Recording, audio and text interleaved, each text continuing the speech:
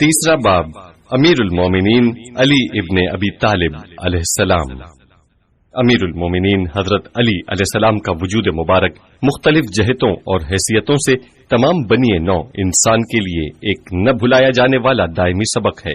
آپ کا انفرادی عمل ہو یا محراب عبادت میں آپ کی عبادت اور بندگی، آپ کی مناجات ہوں یا آپ کا زہد و تقوی اور یاد خدا میں کھو جانا ہو یا اپنے نفس اور شیطان کے خلاف آپ کا جہاد، گویا آپ کی زندگی کے ہر میدان میں آپ کی زبان مبارک سے جاری ہونے والا یہ جملہ آج بھی فضائے عالم میں گونج رہا ہے، یا دنیا غری غیری۔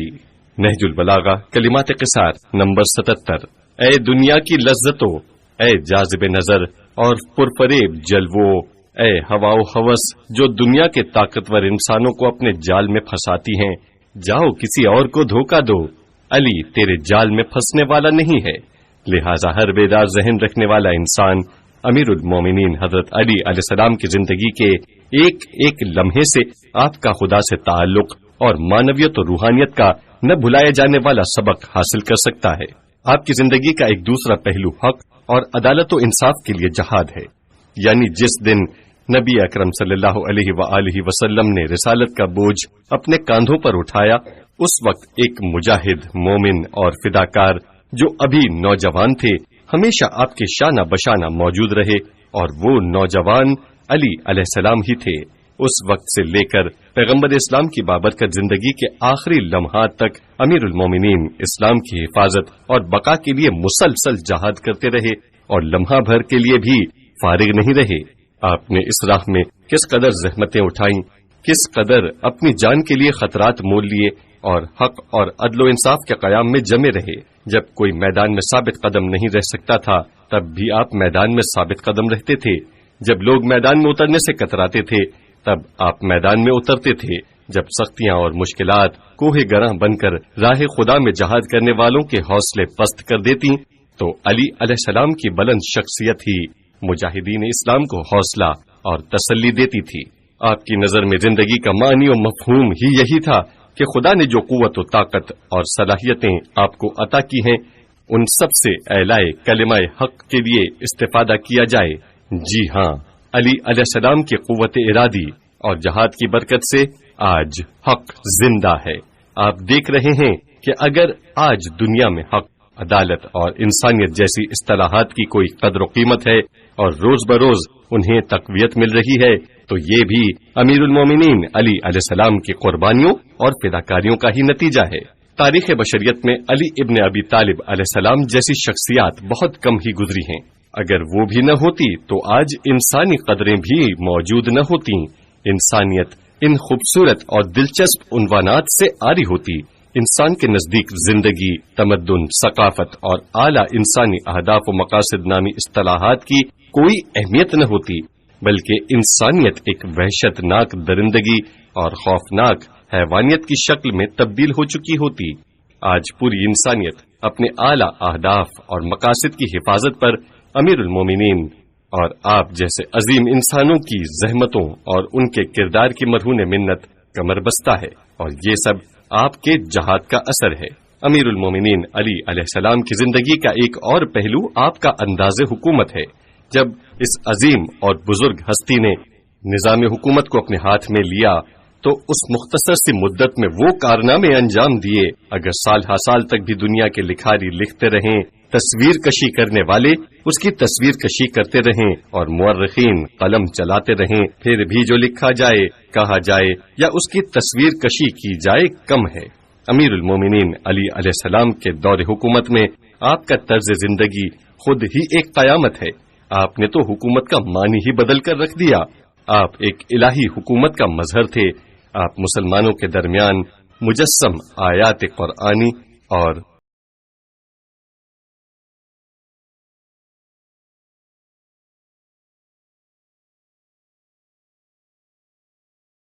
وہ کفار کے لیے سخت ترین اور آپس میں انتہائی رحم دل ہیں۔ سورہ فتح آیت 29 کے مصداق اور مجسمہ عدل مطلق تھے۔ آپ فقیروں اور غریبوں کو اپنے قریب رکھتے تھے۔ کانا یقرب المساکین، شرح نہج البلاغہ ابن ابی الحدید جلد 18 باب 75 صفحہ 226۔ معاشرے کے پسماندہ اور دبے کچلے افراد کا خاص خیال رکھتے تھے، اور جو لوگ مال و ثروت کی وجہ سے خود کو ناحق بڑا اور بزرگ ظاہر کیے ہوئے تھے، آپ انہیں مٹی کے برابر سمجھتے تھے۔ آپ کی نظر میں جو چیز قیمتی تھی وہ ایمان، تقوی، اخلاص و جہاد اور انسانیت سے عبارت تھی۔ آپ نے اسی طرز تفکر کے ساتھ 5 سال سے بھی کم عرصہ حکومت کی۔ صدیاں گزر جانے کے باوجود آج بھی لکھنے والے امیر المومنین علیہ السلام کی خوبیاں لکھ رہے ہیں، مگر پھر بھی ابھی تک بہت کم لکھا گیا، اور اچھے اچھے مصنفین اور دانشور اس باب میں اپنی عاجزی و ناتوانی کا اعتراف کرتے ہوئے نظر آتے ہیں۔ آپ کی سب سے بڑی خصوصیت تقوی ہے۔ آپ کی کتاب نہج البلاغہ تقوی کی کتاب ہے۔ آپ کی پوری زندگی تقوی پر مبنی ہے۔ قرآن مجید کی یہ آیت وَمِنَ النَّاسِ مَن يَشْرِي نَفْسَهُ ابْتِغَاءَ مَرْضَاتِ اللَّهِ سورہ بقرہ آیت 207 بھی آپ ہی کی شان میں نازل ہوئی ہے۔ اس آیت سے مراد امیر المومنین علی علیہ السلام کی ذات ہے، جس کا مفہوم یہ ہے کہ کچھ لوگ ایسے بھی ہیں جو اپنی جان یعنی اپنا سب سے قیمتی سرمایہ دے کر رضائے الہی خرید لیتے ہیں۔ وہ رضائے الہی کے حصول کی خاطر ایسا کرتے ہیں۔ وَمِنَ النَّاسِ مَن يَشْرِي، اس کے علاوہ کوئی اور مقصد یا دنیاوی ہدف ان کے مد نظر نہیں ہوتا ہے، اور نہ ہی کوئی ذاتی دلچسپی یا مفاد پیش نظر ہوتا ہے۔ وہ صرف اور صرف رضائے الہی کے لیے اپنی جان کا نذرانہ پیش کرتے ہیں۔ اس آیت کریمہ کا کامل مصداق علی ابن ابی طالب علیہ السلام ہیں۔ آپ تاریخ اٹھا کر امیر المومنین کی زندگی کا مطالعہ کریں تو معلوم ہوگا کہ آپ اپنے بچپن سے جب آپ 9 یا 13 سال کی عمر میں رسول اللہ کی نبوت پر ایمان لائے اور مکمل فہم و فراست اور شعور کے ساتھ حقیقت کو پہچان کر اس سے متمسک ہونے سے لے کر اس وقت تک جب آپ نے 19 رمضان المبارک کی صبح کو محراب عبادت میں اپنی جان راہ خدا میں قربان کر دی، یعنی لقاء الہی کے شوق میں خوشی خوشی اپنی جان آفرین کے سپرد کر دی، تقریباً ان 50-53 سالوں میں یعنی 10 سال سے لے کر 63 سال تک کہ آپ کے کردار میں ایک تسلسل پایا جاتا ہے، اور وہ تسلسل ایثار و قربانی اور اپنی جان کے لیے خطرات کو مول لینا ہے۔ اس 50 سالہ تاریخ میں امیر المومنین علیہ السلام نے جن حالات کا سامنا کیا وہ ابتدا سے لے کر آخر تک مسلسل ایثار و قربانی سے بھرپور ہے۔ یہ ہمارے لیے ایک درس ہے۔ میں اور آپ جیسے لوگ جو ہمیشہ یا علی کہتے رہتے ہیں اور دنیا میں علی کے چاہنے والوں کے نام سے معروف ہیں، ہمیں چاہیے کہ ہم امیر المومنین سے درس حاصل کریں۔ صرف علی علیہ السلام کی محبت یا علی علیہ السلام کے فضائل کی شناخت کافی نہیں ہے۔ ایسے لوگ بہت تھے جو دل سے علی کے فضائل کا اعتراف کرتے تھے۔ ان میں سے بعض لوگ تو علی علیہ السلام کو ایک پاکیزہ اور معصوم انسان بھی مانتے تھے، لیکن ان کے کردار اور علی کے کردار میں فرق تھا، کیونکہ وہ علی کی خصوصیات کو اپنا نہیں سکتے تھے، یعنی وہ اپنی ذات اور خود پسندی کے حصار میں پھنسے ہوئے تھے۔ اور امیر المومنین کی سب سے بڑی خصوصیت یہ تھی کہ وہ اپنی ذات کے حصار میں گرفتار نہیں تھے۔ لفظ میں کی آپ کے نزدیک کوئی اہمیت نہیں تھی۔ آپ کے ہاں جس چیز کی اہمیت تھی وہ ذمہ داریاں، اہداف اور جہاد فی سبیل اللہ اور اللہ کی ذات تھی۔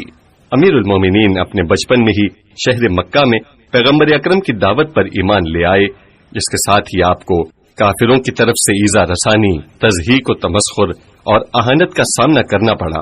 آپ ذرا ایک ایسے شہر کا تصور کیجئے جس کے باسی طبعی طور پر تشدد پسند، تہذیب و تمدن سے عاری، نرم مزاجی اور سنجیدگی سے تہی دامن، سخت مزاج، جھگڑالو، فسادی اور چھوٹی چھوٹی باتوں پر آپس میں لڑنے جھگڑنے والے اور اپنے باطل عقائد کے حق میں شدید تعصب برتتے ہوں۔ اس قسم کے ناموافق معاشرے میں ایک عظیم انسان نے ایک عظیم انقلابی نظریہ پیش کیا، ایک ایسا نظریہ جو اس معاشرے کے عقائد اور آداب و رسوم سمیت تمام چیزوں سے متصادم تھا۔ فطری بات ہے اس معاشرے کے تمام لوگ اس کی مخالفت پر کمر بستہ ہو جائیں گے۔ چنانچہ معاشرے کے مختلف طبقات اور عوام نے پیغمبر اکرم کی مخالفت کی۔ اب ایک ایسے انسان کی حمایت کرتے ہوئے اس کے پیغام پر لبیک کہنا اور اپنی جان کی بازی لگاتے ہوئے اس کی حفاظت پر ڈٹ جانا اور اس سے وابستہ ہونے کا مطلب اپنی جان کے لیے خطرات کو مول لینا تھا، اور امیر المومنین نے اپنی جان کے لیے خطرات مول لیے۔ یہی آپ کی ایثار و فداکاری کا پہلا ثبوت تھا۔ آپ 13 سال تک سخت ترین حالات میں حضرت کے ساتھ ڈٹے رہے۔ یہ بات صحیح ہے کہ رسول اکرم صلی اللہ علیہ وآلہ وسلم مجبوری نیز قریش اور مکہ والوں کے دباؤ کے تحت ہجرت فرما رہے تھے، لیکن اس ہجرت کا مستقبل تابناک تھا۔ سب جانتے تھے کہ یہ ہجرت کامیابیوں اور فتوحات کا پیش خیمہ ہے۔ جب ایک تحریک مشکلات و مصائب کے مرحلے سے نکل کر عزت و سکون کے مرحلے میں داخل ہو رہی ہو، اس وقت عام طور پر سب کی کوشش ہوتی ہے کہ جلد سے جلد موقع سے فائدہ اٹھائیں اور اگر ہو سکے تو معاشرے میں کوئی عہدہ یا مقام حاصل کر لیں۔ لیکن امیر المومنین علیہ السلام اس اہم موڑ پر رات کی تاریکی میں رسول اکرم صلی اللہ علیہ وآلہ وسلم کے بستر پر سونے کی تیاری کر رہے ہیں تاکہ رسول اللہ اس گھر اور شہر سے دور نکل سکیں۔ اس رات بستر رسول اکرم میں سونے والے کا قتل ہونا تقریباً قطعی اور یقینی تھا، لیکن رسول اللہ کے بستر میں کسی کی موجودگی ضروری بھی تھی تاکہ جب جاسوسوں کی وہاں نظر پڑے تو وہ یہ خیال کریں کہ وہاں کوئی موجود ہے، رسول اکرم مکہ سے نکلنے میں کامیاب ہوں۔ کون حاضر ہے؟ اگرچہ امیر المومنین علیہ السلام کا یہ ایثار بجائے خود ایک غیر معمولی اور عظیم کارنامہ ہے، لیکن اس ایثار کا خاص وقت اس کی اہمیت میں مزید اضافہ کرتا ہے۔ یہ وقت کون سا ہے؟ یہ وہ وقت ہے جب مشکلات کا دور ختم ہو رہا ہے۔ اب وقت ہے کہ پیغمبر اسلام صلی اللہ علیہ وآلہ وسلم مدینہ میں جا کر حکومت تشکیل دیں۔ مدینہ کے لوگ ایمان لا چکے ہیں اور رسول کے منتظر ہیں، سب کو اس بات کا علم ہے، لیکن عین اسی لمحے امیر المومنین اس جانثاری کا مظاہرہ کرتے ہیں۔ اس قسم کا عظیم اقدام وہی کر سکتا ہے جو ہر قسم کے ذاتی مفاد یا مقصد سے ماورا ہو۔ حضرت کے مدینہ پہنچتے ہی آپ کی نوخیز اور نئی حکومت رات دن جہاد میں مشغول ہو گئی۔ ہر وقت جنگ کا سامنا رہتا تھا اور یہ اس قسم کی حکومت کا خاصہ بھی ہے۔ جنگ بدر سے بھی پہلے ہی لڑائیوں کا سلسلہ شروع ہوا اور آپ کی زندگی کے آخری ایام تک جاری رہا۔ ان 10 سالوں کے دوران رسول اکرم نے کفار و مشرکین کے انواع و اقسام کے قبیلوں کے ساتھ درجنوں لڑائیاں لڑیں۔ ان تمام مراحل میں امیر المومنین آپ کے نگہبان، فدائی اور جانباز محافظ کے طور پر لشکر کے صف اول میں موجود رہے، جیسا کہ خود امیر المومنین علیہ السلام فرماتے ہیں، میں نے ان مواقع پر اپنی جان ہتھیلی پر رکھ کر رسول خدا کی مدد کی جہاں بڑے بڑے پہلوانوں اور بہادروں کے قدم لڑکھڑا جاتے اور وہ پیچھے ہٹ جاتے تھے۔ نہج البلاغہ خطبہ 197۔ سخت ترین مواقع پر بھی امیر المومنین ڈٹے رہتے تھے، آپ کو خطرے کی کوئی پرواہ نہیں ہوتی تھی۔ ایسے مواقع پر کچھ لوگ یہ خیال کرتے ہیں کہ انہیں اپنی جان بچانی چاہیے تاکہ آئندہ اسلام کی خدمت کر سکیں، لیکن امیر المومنین علیہ السلام نے اس قسم کی تعویلات و توجیحات کے ذریعے کبھی اپنے آپ کو دھوکہ نہیں دیا۔ ہاں، امیر المومنین کی عظیم شخصیت فریب کھانے والی نہیں تھی، اس لیے خطرناک مراحل میں آپ صف اول میں موجود رہتے تھے۔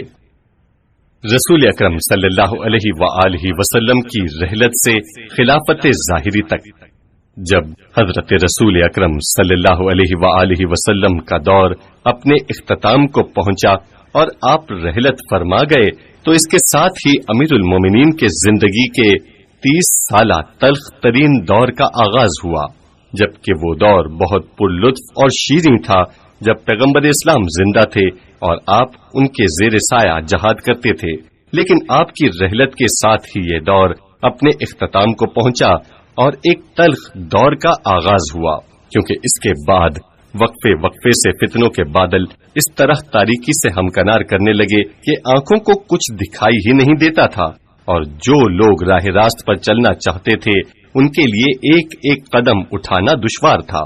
ان سنگین حالات میں بھی امیر المومنین علیہ السلام نے ایثار و فداکاری کے عظیم ترین باب رقم کیے۔ حضور کی رحلت کے بعد امیر المومنین اپنی ذمہ داریاں نبھانے میں مصروف ہو گئے۔ آپ اس بات سے بالکل بھی غافل نہ تھے کہ سقیفہ میں ایک اجلاس ہو رہا ہے جو عالم اسلام کے آئندہ کی حکومت اور مسلمانوں کے اقتدار کی تقدیر کا فیصلہ کرنے والا ہے۔ آپ کی نظر میں یہ کوئی اہم مسئلہ نہ تھا، بلکہ آپ کو تو اپنی ذات کی بھی کوئی پرواہ نہیں تھی۔ جب خلافت کا فیصلہ ہو چکا اور لوگوں نے حضرت ابو بکر کی بیعت کر لی، جو ہونا تھا ہو چکا، تو امیر المومنین کنارہ کش ہو گئے۔ آپ کی طرف سے کوئی ایسا جملہ، کوئی گفتگو اور کوئی بیان سامنے نہیں آیا جو حکومت وقت سے ٹکراؤ اور محاذ آرائی کی نشاندہی کرتا ہو۔ البتہ آپ نے ابتدائی دنوں میں یہ کوشش ضرور کی کہ جو چیز آپ کی نظر میں صحیح ہے وہ انجام پائے اور حقدار کو مسند خلافت پر بٹھایا جائے، لیکن جب آپ نے دیکھا کہ لوگ بیعت کر چکے ہیں، بات ختم ہو گئی ہے، کیونکہ حضرت ابو بکر مسلمانوں کے خلیفہ بن گئے ہیں، تو اب آپ نے ایک ایسے انسان کا موقف اپنایا کہ جس کی طرف سے اپنے تمام تر تحفظات اور اعتراضات کے باوجود حکومت وقت کو کسی بھی قسم کا خطرہ یا نقصان پہنچنے کا امکان نہ ہو۔ آپ کے اس تاریخی کردار کو دنیا جانتی ہے کہ امیر المومنین نے اس دوران، جبکہ ابھی اس حکومت کو کوئی زیادہ عرصہ نہیں گزرا تھا یا شاید کچھ ہی مہینے ہوئے تھے، فرمایا، تم لوگوں کو معلوم ہے کہ میں تمام لوگوں سے زیادہ خلافت کا حقدار ہوں۔ اللہ کی قسم، جب تک مسلمانوں کے امور سلامتی کے ساتھ چلتے رہیں گے اور جب تک میں یہ دیکھوں گا کہ کسی پر ظلم نہیں ہو رہا ہے، اس وقت تک ہاتھ پر ہاتھ دھرے خاموش بیٹھا رہوں گا۔ جب تک میرے سوا دوسروں پر ظلم نہ ہو رہا ہو، معاشرے میں ظلم و جور کی حکمرانی نہ ہو اور ظلم صرف میرے اوپر ہو رہا ہو، تب تک میں کسی سے سروکار نہیں رکھوں گا اور کوئی مزاحمت یا اعتراض نہیں کروں گا۔ نہج البلاغہ خطبہ 74۔ کچھ ہی عرصے بعد، شاید ابھی چند مہینے بھی نہیں گزرے تھے کہ لوگوں کے مرتد ہونے کا سلسلہ شروع ہوا۔ شاید اس کے پیچھے بھی مختلف سازشیں کار فرما تھیں۔ بعض عرب قبائل نے یہ احساس کیا کہ اب چونکہ پیغمبر اسلام صلی اللہ علیہ وآلہ وسلم یعنی مسلمانوں کے رہبر اور قائد موجود نہیں، لہذا موقع ہے کہ کوئی اعتراض اور اشکال کیا جائے یا جنگ چھیڑی جائے۔ شاید اس کے پیچھے منافقین کی سازش کار فرما تھی۔ آخر کار ردہ کا واقعہ پیش آیا، یعنی بعض مسلمانوں کے مرتد ہونے سے ردہ کی جنگ کا آغاز ہوا۔ جب نوبت یہاں تک پہنچ گئی تو امیر المومنین نے دیکھا کہ یہ کنارہ کشی کا وقت نہیں ہے، لہٰذا آپ میدان میں اتر گئے اور اسلام کا دفاع کرنے لگے اور فرمایا، جب خلافت کا مسئلہ پیش آیا اور ابو بکر مسلمانوں کا خلیفہ بن گیا تو میں نے ہاتھ کھینچ لیا اور کنارہ کش ہو کر بیٹھ گیا، یہاں تک کہ میں نے دیکھا کہ دین سے پھرنے والے کچھ لوگ دین کو مٹانے پر تلے ہوئے ہیں، تو پھر میں میدان میں اتر آیا۔ نہج البلاغہ خط نمبر 62۔ امیر المومنین علیہ السلام ایک فعال کارکن کی صورت میں میدان عمل میں اترے اور تمام اجتماعی امور میں اپنا بھرپور کردار ادا کیا۔ امیر المومنین علیہ السلام خلفاء کے 25 سالہ دور میں اپنے فعال کردار کو وزارت کے نام سے یاد کرتے ہیں۔ حضرت عثمان کے قتل کے بعد جب لوگ امیر المومنین علیہ السلام کی بیعت کرنے آئے تو آپ نے فرمایا، میرا وزیر ہونا امیر ہونے سے بہتر ہے، مجھے حسب سابق وزیر رہنے دو۔ نہج البلاغہ خطبہ 92۔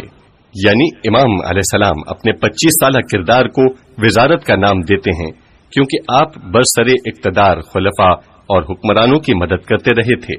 یہ ایک زبردست اور عظیم ایثار تھا۔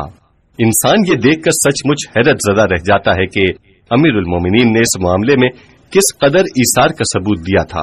اس پورے 25 سالہ دور میں امام علیہ السلام نے حکومت کا تختہ الٹنے، بغاوت کرنے، مقابلہ کرنے اور حکومت پر قبضہ کرنے کی کوشش نہیں کی۔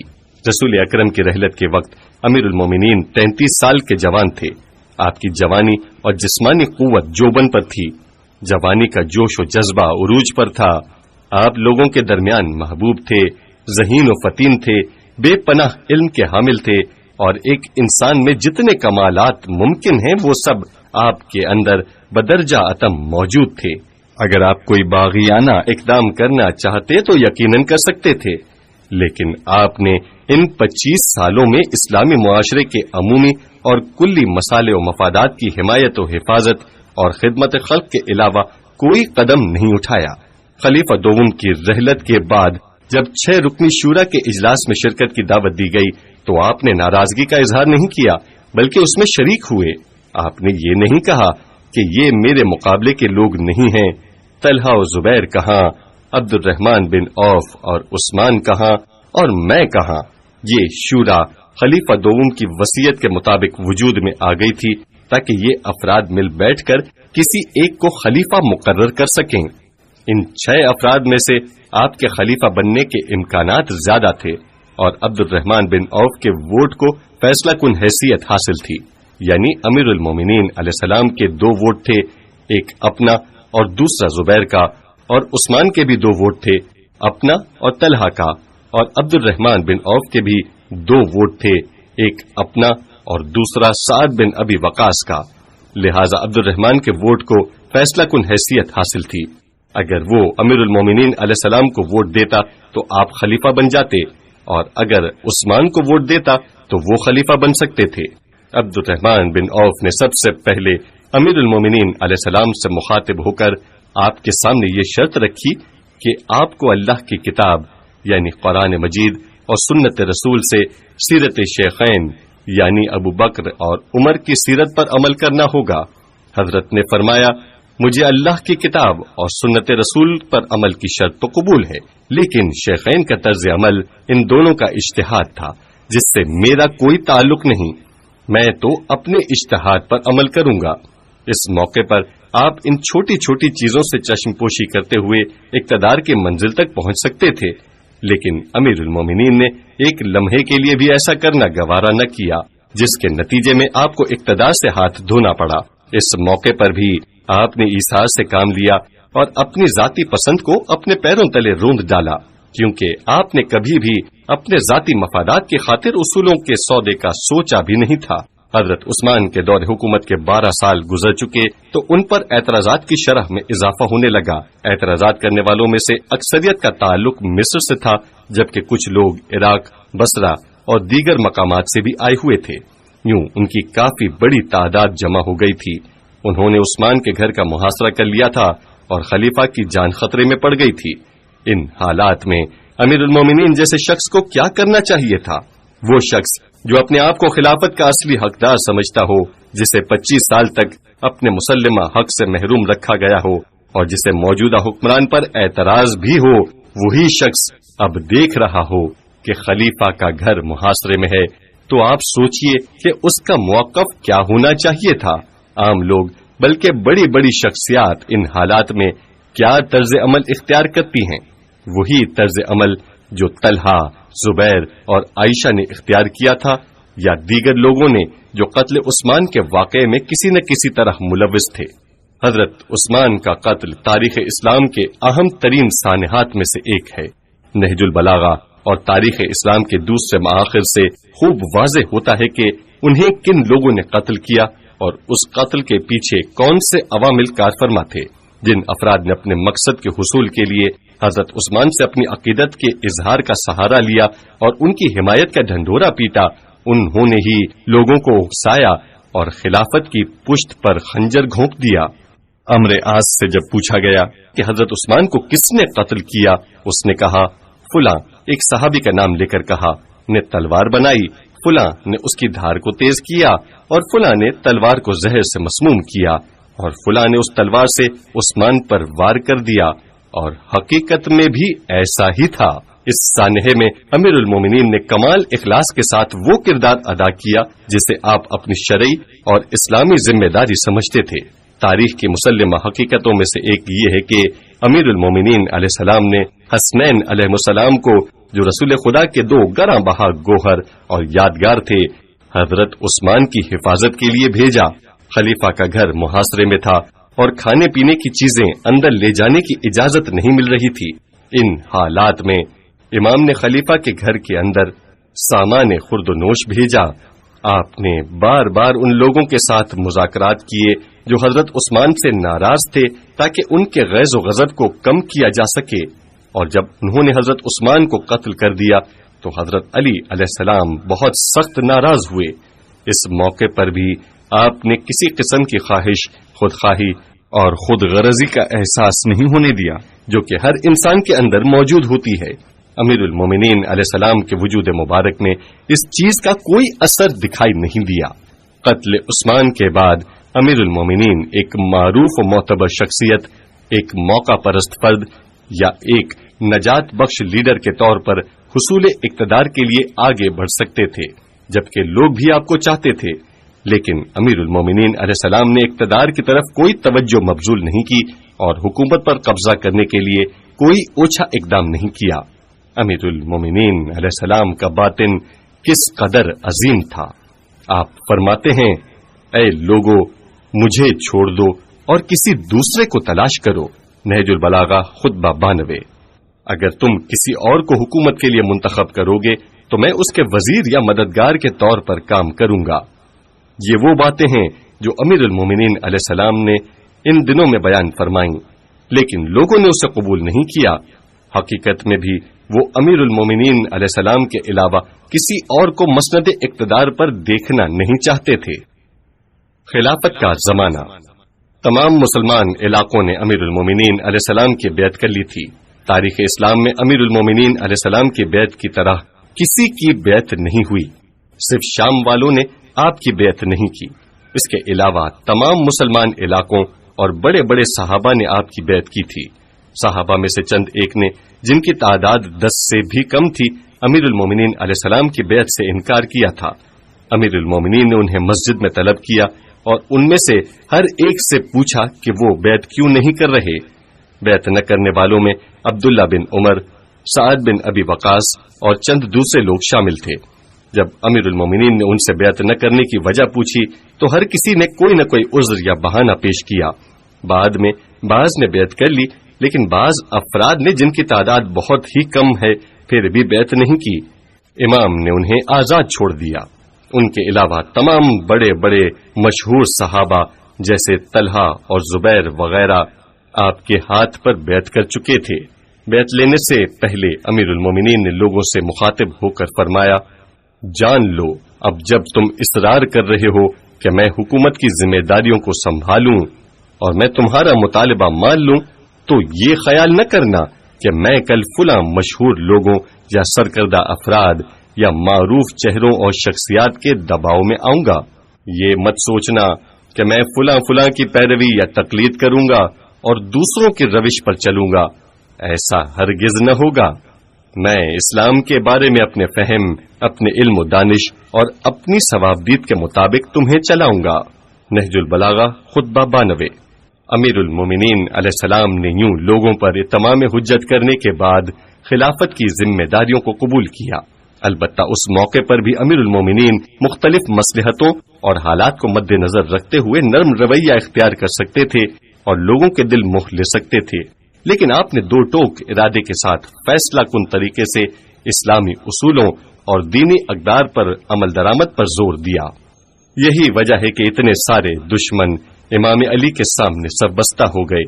امیر المومنین نے ایک محاذ پر دھوکہ بازوں، فریب کاروں اور مال و دولت کے پجاریوں سے جنگ لڑی، تو دوسرے محاذ پر آپ کا مقابلہ اسلام کے جانے پہچانے اور معتبر چہروں سے تھا، اور تیسرے محاذ پر آپ کا سامنا ایسے لوگوں سے تھا کہ جنہوں نے تقدس کا نقاب اوڑھا ہوا تھا، جو بظاہر بڑے عبادت گزار تھے، لیکن حقیقت میں وہ روح اسلام اور تعلیمات اسلامی سے ناآشنا تھے، اور امیر المومنین علیہ السلام کے مقام و منزلت کو بھی نہیں پہچانتے تھے، اور یہ انتہائی سخت دل اور بد اخلاق لوگ تھے۔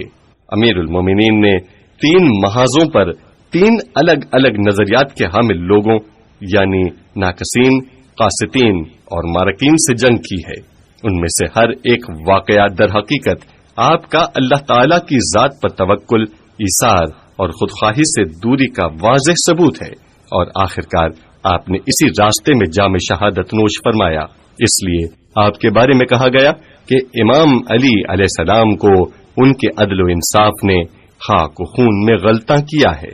اگر امیر المومنین علیہ السلام چاہتے تو مصلحت سے کام لیتے ہوئے عدل و انصاف کو پس پشت ڈال دیتے اور اسلامی اصولوں اور دینی اقدار پر اپنی شخصیت اور شان و مقام کو ترجیح دیتے تو آپ کا شمار مقتدر ترین اور کامیاب ترین خلفاء میں ہوتا اور کسی کو آپ کے مقابلے میں آنے کی ہمت بھی نہ ہوتی۔ لیکن امیر المومنین چونکہ حق و باطل کا معیار ہیں، لہٰذا جو بھی آپ کی پیروی کرتے ہوئے آپ کو حق مانتا ہے اور آپ ہی کی سیرت پر عمل کرنا چاہتا ہے وہ حق پر ہے، اور جو بھی آپ کو نہیں مانتا وہ باطل پر ہے۔ امیر المومنین علیہ السلام ایسی شخصیت کا نام ہے، اس لیے آپ نے اپنی ذمہ داریوں کو نبھاتے وقت ذرہ برابر بھی خودخواہی اور شخصی مفادات کو مد نظر نہیں رکھا، بلکہ آپ نے جس راستے کا انتخاب کیا تھا ہمیشہ اسی پر ہی چلتے رہے۔ لہذا حقیقت میں امیر المومنین میزان حق ہیں۔ یہ ہے امیر المومنین علیہ السلام کی زندگی۔ وَمِنَ النَّاسِ مَن يَشْرِي نَفْسَهُ ابْتِغَاءَ مَرْضَاتِ اللَّهِ کی آیت صرف آپ کی شہادت سے متعلق نہیں ہے کہ آپ نے اللہ تعالیٰ کی راہ میں اپنی جان قربان کر دی، بلکہ آپ نے تو اپنی پوری زندگی اللہ کے لیے وقف کیے رکھی تھی۔ اس اہم نقطے پر توجہ مرکوز رکھنا انتہائی ضروری ہے۔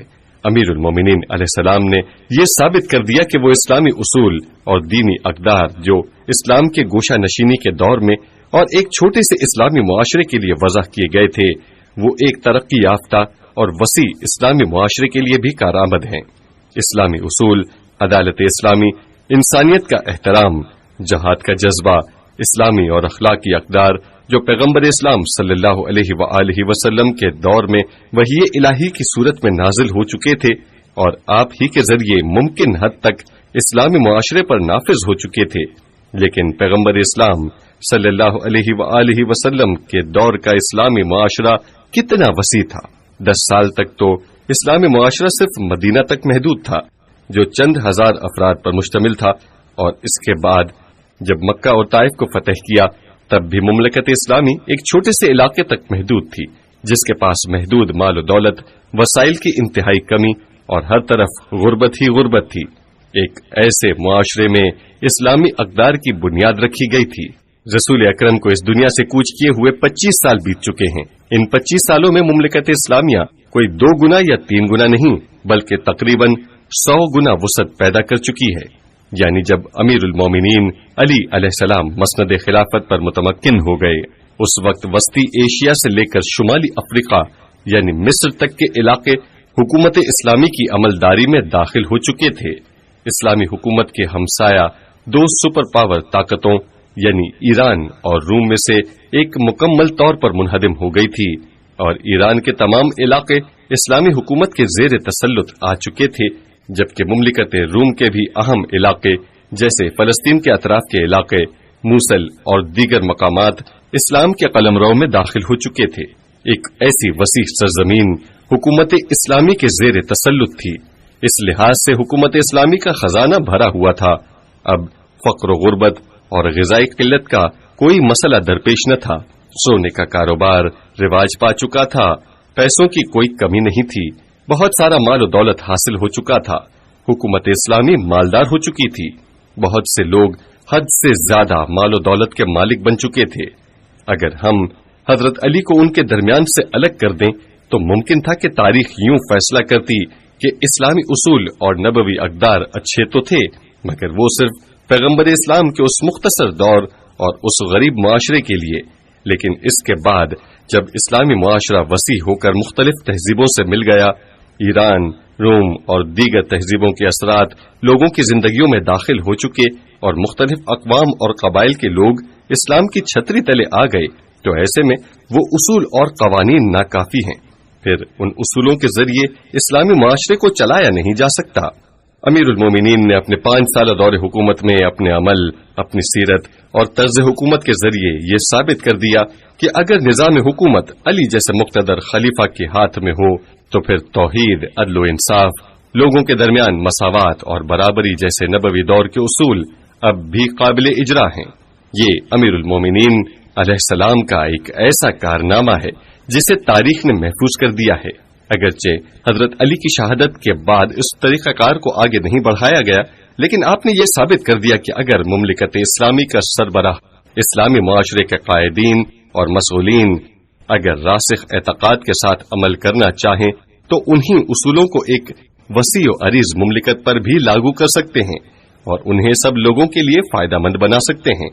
ظاہر ہے کہ مدینہ منورہ جیسے ایک ایسے معاشرے میں عدل و انصاف سے کام لینا جہاں کی کل آبادی 10 سے 15 ہزار افراد پر مشتمل تھی، اور ایسے معاشرے میں عدل و انصاف سے کام لینا جہاں کی آبادی لاکھوں بلکہ کروڑوں نفوس پر مشتمل ہو جیسے امیر المومنین کا دور، دونوں میں بڑا فرق ہے۔ لیکن حضرت علی علیہ السلام نے اس کام کو عملاً کر کے دکھایا۔ میں یہاں پر امیر المومنین علیہ السلام کے چند اقدامات کا تذکرہ کروں گا جو خود آپ ہی کے بیانات اور احکامات سے واضح ہو جاتے ہیں، اگرچہ آپ کی زندگی میں ایسی ہزاروں مثالیں موجود ہیں۔ لوگوں نے جب آپ کے ہاتھوں پر بیعت کرنا چاہی تو آپ نے اسے قبول نہیں کیا، لیکن جب لوگوں کا اصرار بڑھ گیا، چھوٹے بڑے قبائل کے سردار، صحابہ کرام سب نے کہا علی علیہ السلام کے علاوہ ہمیں کوئی اور قبول نہیں۔ یہ سب حضرت کی خدمت میں پہنچے اور آپ کو مجبور کرنے لگے تو آپ نے فرمایا اگر ایسا ہی ہے تو پھر مسجد چلتے ہیں۔ مسجد میں جا کر آپ ممبر پر تشریف لے گئے اور ایک خطبہ ارشاد فرمایا۔ اپنے اس خطبے میں آپ نے اپنا مدعا بیان کرتے ہوئے فرمایا اگر میں جہاں کہیں پر بھی دیکھوں کہ بیت المال سے منتخب اور اثر و رسوخ رکھنے والے معزز لوگوں کو بغیر استحقاق کے کچھ دیا گیا ہے تو میں اسے واپس بیت المال میں لوٹاؤں گا۔ اگر ان چند سالوں میں کسی نے بغیر استحقاق کے بیت المال میں سے کوئی چیز اپنے لیے اٹھائی ہے تو میں اسے واپس لے لوں گا، اگرچہ اسے اپنی عورتوں کا مہر قرار دیا گیا ہو، اس رقم سے اپنے لیے کنیزیں خریدی گئی ہوں، میں ان رقم کو بیت المال میں واپس لوٹاؤں گا۔ لوگوں کو معلوم ہونا چاہیے کہ میرا طریقہ کار یہ ہے۔ نہج البلاغہ خطبہ 29۔ کچھ ہی دنوں کے بعد آپ کی مخالفت شروع ہو گئی، البتہ معاشرے کا مظلوم اور مستضعف طبقہ تو دعا کر رہا تھا کہ یہ سلسلہ باقی رہے، لیکن با اثر طبقہ اور وہ لوگ جو اپنے آپ کو اس کا حقیقی مخاطب سمجھ رہے تھے، ظاہر ہے کہ وہ اس بات سے ناراض تھے، لہٰذا انہوں نے ایک اجلاس بلایا اور کہنے لگے کہ یہ علی کیا کرنا چاہتے ہیں۔ ولید بن عقبہ یہ وہی شخص تھا جو حضرت عثمان کے دور خلافت میں کوفہ کا گورنر تھا۔ ان لوگوں کی نمائندگی کرتے ہوئے امام علی علیہ السلام کی خدمت میں پہنچ گیا اور کہا اے علی، آپ سے ہماری بیعت مشروط ہے۔ بہار الانوار جلد 32 صفحہ 19۔ ہماری شرط یہ ہے کہ ہمارے پاس جو مال و دولت ہے اس پر ہاتھ نہیں لگاؤ گے، اور آپ کے دور خلافت سے پہلے ہم نے جو جائیداد حاصل کی ہے اس سے آپ کو کوئی سروکار نہیں ہونا چاہیے۔ ولید بن عقبہ کے بعد طلحہ اور زبیر بھی آ گئے، البتہ طلحہ اور زبیر اور ولید بن عقبہ کے معاملے میں فرق ہے۔ ولید بن عقبہ کا شمار 9 مسلموں میں ہوتا تھا، اس کے خاندان کا تعلق اسلام اور انقلاب کے مخالفین سے تھا، اور وہ اسلام کے خلاف کئی جنگیں لڑ چکا تھا، لیکن جب اسلام غالب آ گیا تو پیغمبر اسلام کی زندگی کے آخری دور میں اس نے بھی بنو امیہ کے دوسرے افراد کی طرح اسلام قبول کیا، لیکن طلحہ اور زبیر کا شمار سابقین اسلام اور پیغمبر اسلام کے قریبی اصحاب میں ہوتا تھا۔ وہ بھی امیر المومنین علیہ السلام کی خدمت میں پہنچ گئے اور گلہ و شکوہ کرتے ہوئے کہنے لگے آپ نے بیت المال کی تقسیم میں ہمیں دوسروں کے برابر قرار دیا ہے، ہمیں ان لوگوں کے برابر سمجھا ہے جو کسی بھی لحاظ سے ہم جیسے نہیں، یہ کون سا طریقہ ہے؟ آخر آپ فرق کے قائل کیوں نہیں ہیں؟ بہار الانوار جلد 32 صفحہ 1-2۔ یہ جو بیت المال ہے ہماری ہی تلواروں اور ہماری ہی نیزوں کے ذریعے ملا ہے، ہم ہی نے اسلام کو ترقی دی ہے، ہم ہی نے زحمتیں برداشت کی ہیں، اور اب آپ ہمیں ان لوگوں کے برابر قرار دے رہے ہیں جو تازہ مسلمان ہوئے ہیں اور جن کا تعلق مفتوحہ علاقوں سے ہے۔ امیر المومنین علیہ السلام نے ولید بن عقبہ کو کیا جواب دیا اسے میں نے کہیں نہیں دیکھا، کیونکہ تاریخ نے اسے محفوظ نہیں کیا ہے، لیکن دوسروں کو جو جواب دیا ہے وہ تاریخ کے دامن میں محفوظ ہے۔ آپ ممبر پر تشریف لے گئے اور بہت ہی تند و تیز لہجے میں جواب دیا اور بیت المال کے برابر تقسیم کرنے کے حوالے سے فرمایا اس طریقہ کار کا بنیاد گزار میں تو نہیں ہوں، میں اور آپ سب نے دیکھا ہے کہ پیغمبر اکرم اس طرح کیا کرتے تھے، میں نے کوئی نیا کام نہیں کیا ہے، بلکہ میں تو آپ صلی اللہ علیہ وآلہ وسلم کی اسی روش پر عمل کر رہا ہوں، اور میں چاہتا ہوں کہ وہی اقدار اور بنیادی اور عملی عقائد کو آج کے معاشرے میں بھی نافذ کروں۔ بہار الانوار جلد 32 صفحہ 22۔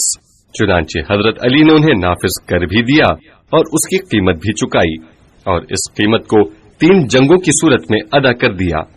یہ بات تو واضح ہے کہ امیر المومنین علیہ السلام خلافت کو اپنا حق سمجھتے تھے، لیکن جب پیغمبر اکرم صلی اللہ علیہ وآلہ وسلم کی رحلت کے بعد ایسا نہ ہو سکا اور آپ نے اپنے اس مسلمہ حق کے دفاع کے لیے کسی قسم کی جد و جہد نہیں کی اور 25 سال تک صبر کیا، اگر کوئی دوسرا شخص بھی اس سلسلے میں کچھ کہنا چاہتا تو آپ اسے بھی خاموش کرا دیتے تھے، تم بہت تنگ حوصلہ ہو اور غلط راستے پر چل پڑے ہو، اور اس لوٹ مار کا ذکر چھوڑو جس کا شور چاروں طرف مچا ہوا تھا۔ نہج البلاغہ خطبہ 162۔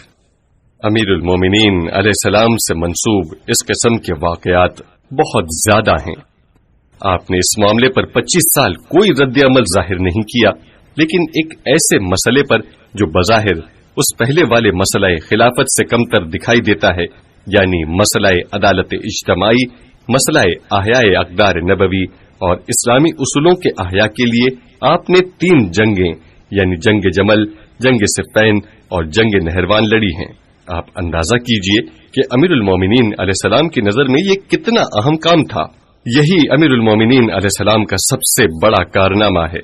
اس کے بارے میں امیر المومنین کا ایک اور فرمان بھی موجود ہے، اگر ہم علوی معارف سے آشنا ہو جائیں تو برا نہیں۔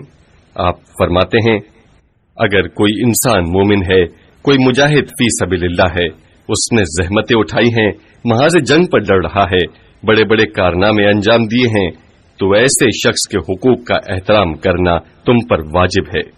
غرور الحکم و درر القلم صفحہ 69۔ اور کسی موقع پر یہی شخص کوئی خطا کرے اور کسی کا حق ضائع کر دے تو اس کے سابقہ کارناموں کو اس خطا کی سزا دینے میں رکاوٹ نہیں بننا چاہیے، لہذا مسائل کو ایک دوسرے سے الگ الگ کریں۔ اگر کوئی اچھا آدمی ہے، کوئی اہم شخصیت ہے، اس کا ماضی شاندار رہا ہے، اس نے اسلام اور مملکت کے لیے زحمتیں اٹھائی ہیں، تو بہت اچھا، اس کا حق محفوظ ہے، وہ ہمارے لیے قابل احترام ہے۔ لیکن اگر یہی شخص کوئی خطا کر بیٹھے تو اس کی گزشتہ اچھائیوں کی وجہ سے اس کی اس خطا کو نظر انداز نہیں کرنا چاہیے۔ یہی امیر المومنین علیہ السلام کی منطق ہے۔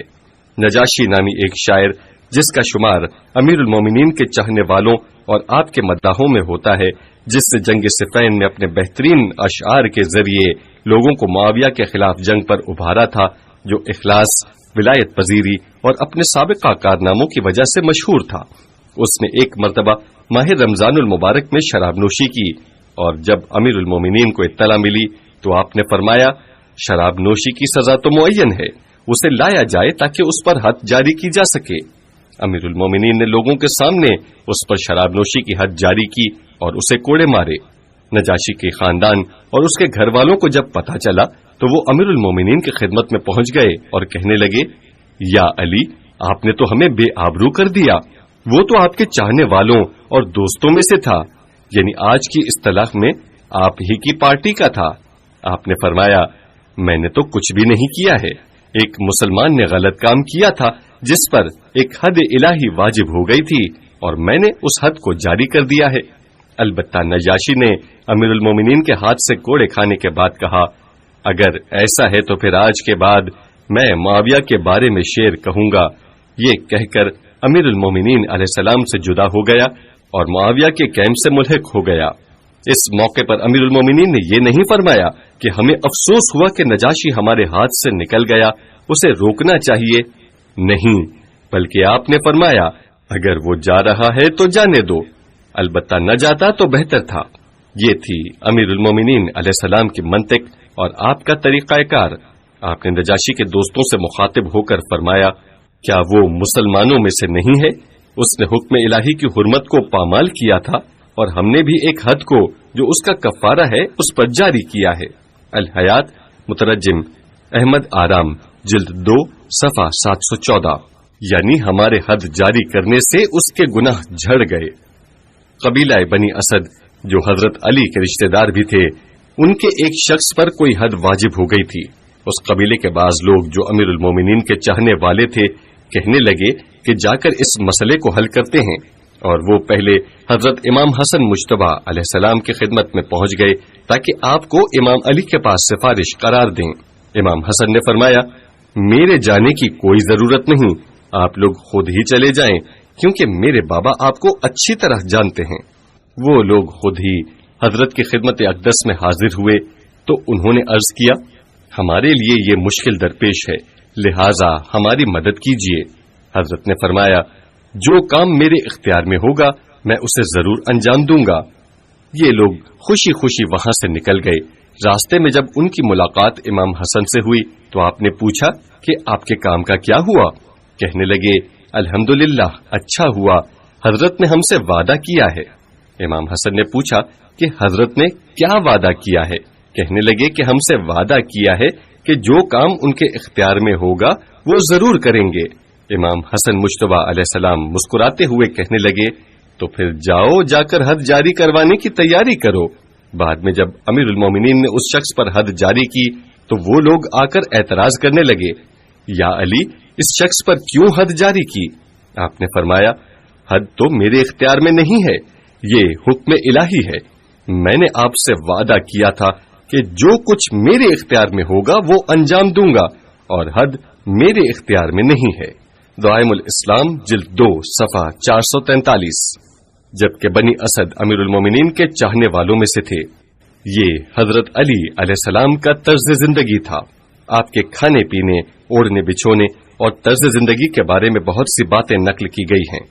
راوی کہتا ہے کہ ایک دن میں نے دیکھا کہ حسنین علیہ السلام بیٹھے ہوئے کھانا کھا رہے تھے۔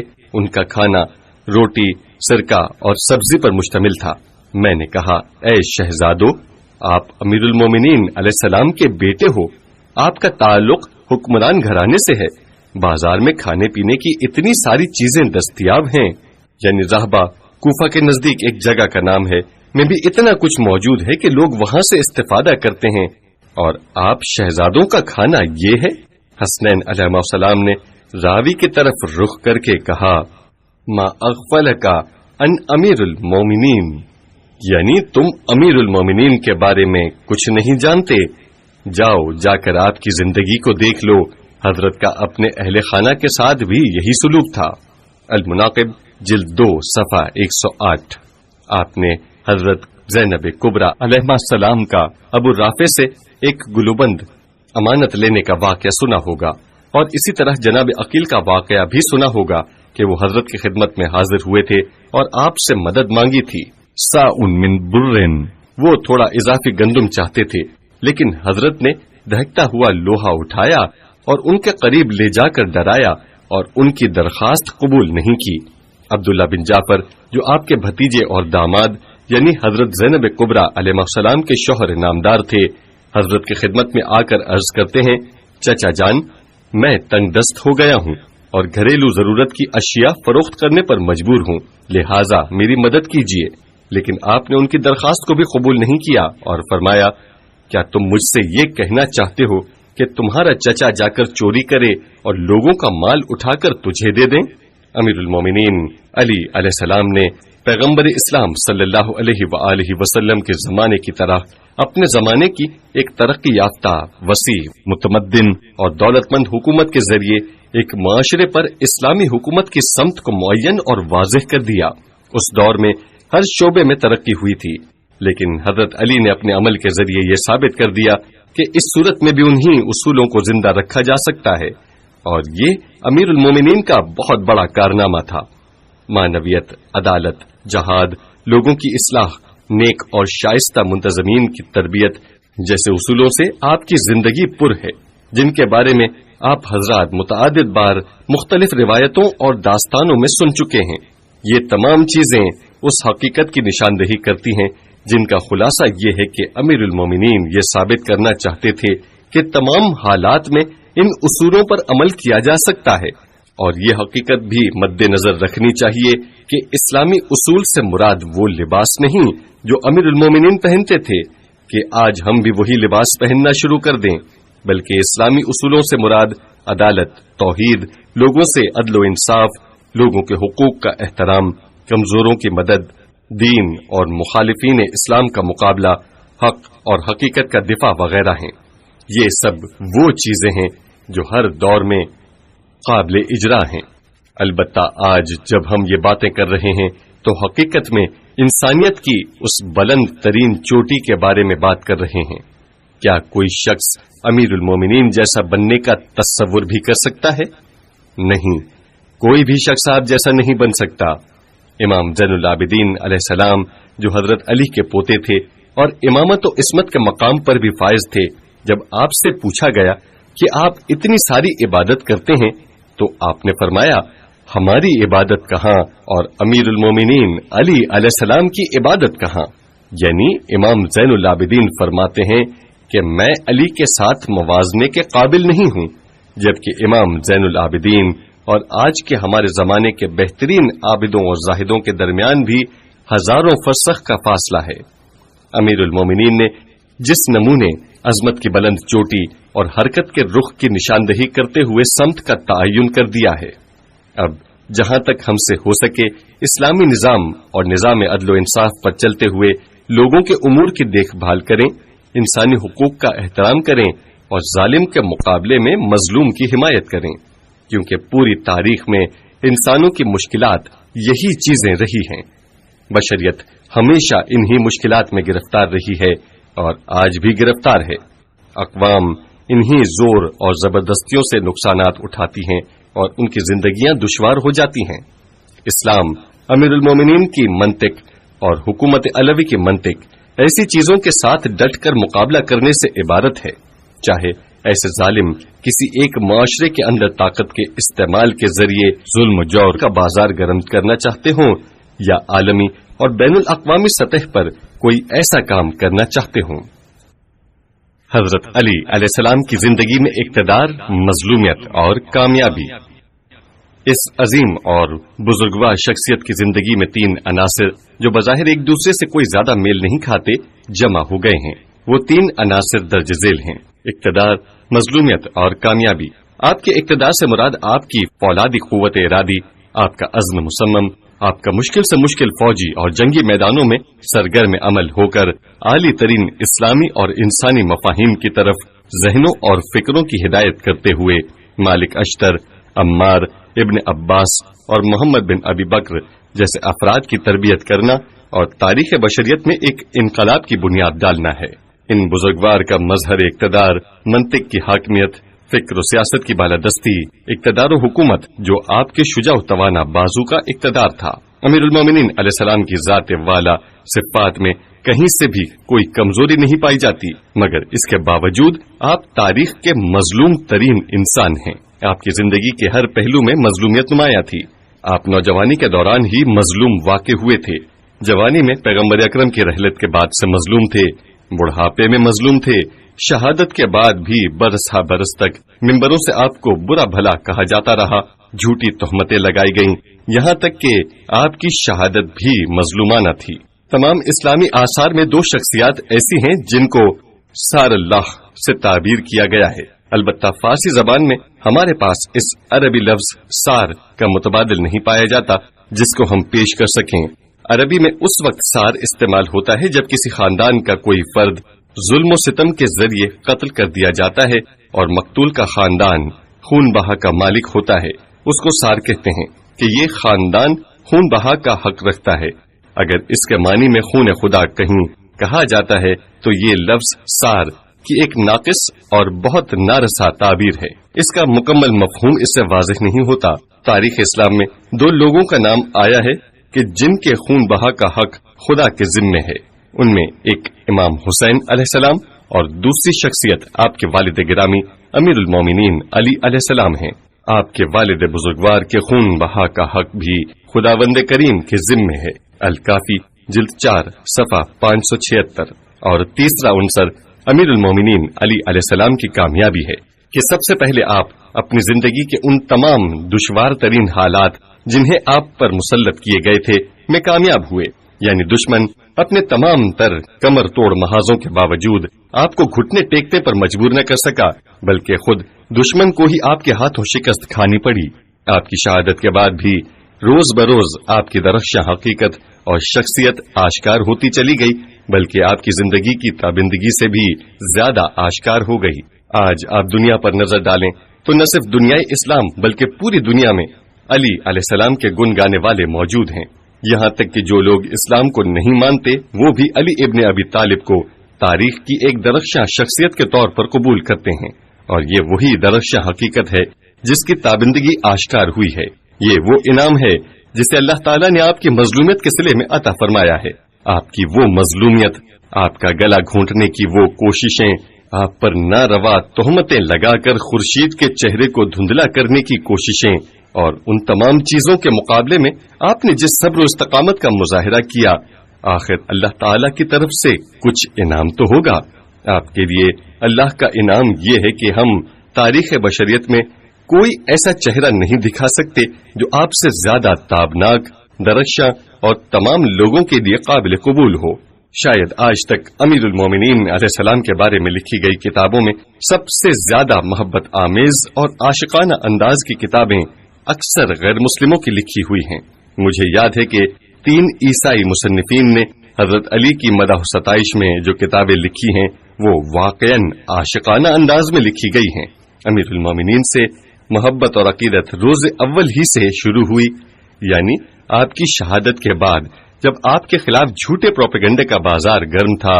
حکومت شام سے وابستہ صاحبان اقتدار اور ان کے پیروکار، جن کے دلوں کا علی علیہ السلام کی عدالت کی تلوار نے خون کر دیا تھا، وہ آپ کے خلاف سرگرم عمل تھے.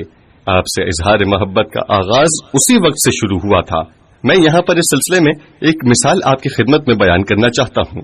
جب انسان تاریخ کا مطالعہ کرتا ہے تو ان حقائق کو سمجھ سکتا ہے. خاندان زبیر میں سوائے مصعب بن زبیر کے سب لوگ علی علیہ السلام سے بغض و عناد رکھتے تھے. مصعب بن زبیر ایک شجاع اور سخی آدمی تھا جس نے کوفہ میں حضرت مختار کے ساتھ جنگ کی اور بعد میں عبد الملک سے بھی جنگ لڑی. اس کے علاوہ آل زبیر کے تمام لوگ پشت در پشت حضرت علی علیہ السلام سے بغض و عناد رکھتے تھے. عبداللہ بن عروہ بن زبیر کے بیٹے نے اپنے باپ کے سامنے امیر المومنین کی بدگوئی کی.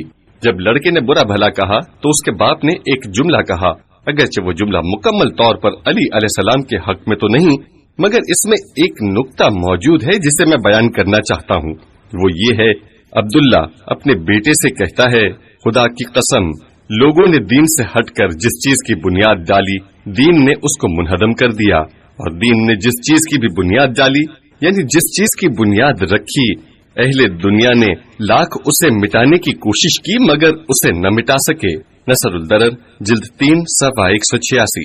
اس کے کہنے کا مطلب یہ تھا کہ علی علیہ السلام کو بدنام کرنے اور ان کے چہرے کو غبار آلود کرنے کی خواہ کوشش نہ کرو، کیونکہ علی کے ہر کام کی بنیاد دین اور ایمان پر ہے. پھر مزید کہتا ہے، ذرا دیکھو کہ بنو مروان کس طرح ہر موقع پر ممبر سے علی کی عیب جوئی کرتے ہیں، مگر ان کی یہ عیب جوئی اور بدگوئی آپ کے درخشاں چہرے کو اور بھی روشن کرتی ہے، یعنی لوگوں کے ذہن میں ان کے اس عمل کا برعکس اثر پڑتا ہے.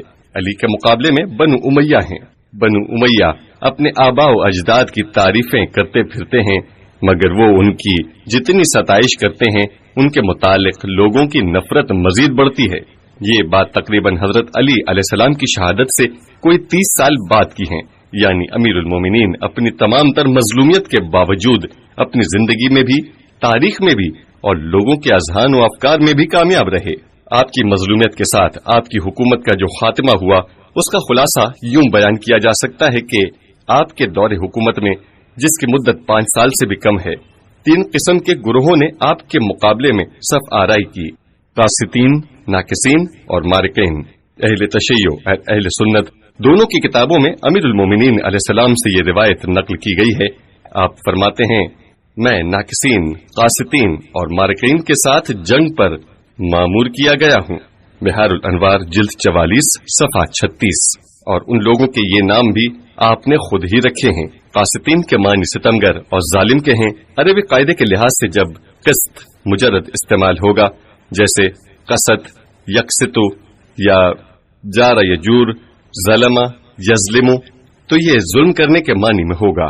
اور اگر یہی مادہ ثلاثی مزیدن اور باب افعال میں لے جایا جائے تو پھر عدل و انصاف کا معنی دے گا، جیسے اقسطا یقسطو، یعنی عدل و انصاف. لہذا اگر قسط کو باب افعال میں لیا جائے تو عدل و انصاف کے معنی میں ہوگا، اور اگر ثلاثی مجرد استعمال ہو جیسے قسطا یقسطو تو پھر اس کے خلاف معنی دے گا، یعنی ظلم و جور. یہاں قاسطین ظلم و جور کے معنی میں استعمال ہوا ہے، یعنی ستمگر اور ظلم کرنے والے. حضرت نے ان کا نام ظالم رکھا ہے. یہ کون لوگ تھے؟ یہ ان لوگوں کا گروہ تھا جنہوں نے مصلحتاً اور ظاہراً اسلام قبول کیا تھا، اور یہ لوگ علوی حکومت کو تو سرے سے مانتے ہی نہیں تھے.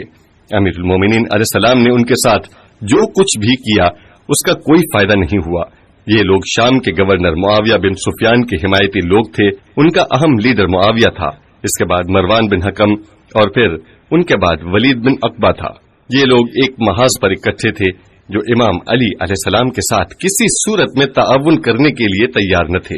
یہ بات بھی درست ہے کہ آپ کی حکومت کے آغاز ہی میں مغیرہ بن شعبہ، عبداللہ بن عباس اور دوسرے لوگوں نے امیر المومنین سے کہا تھا، اے امیر المومنین، انہیں کچھ عرصے کے لیے اپنے منصب اور حالت پر رہنے دیجیے.